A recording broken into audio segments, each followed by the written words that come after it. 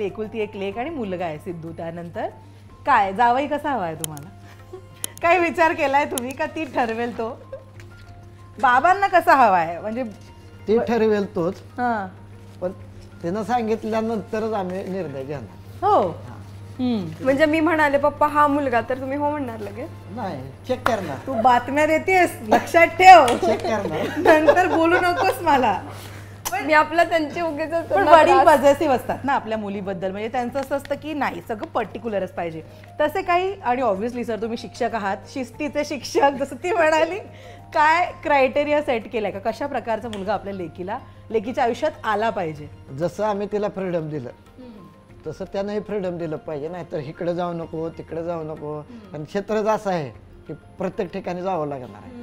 आणि ह्या गोष्टी ज्याला कळतात तोच तिला समजून घेऊ शकणार आहे. असा मुलगा असेल तर आमच्या अडचण होईल.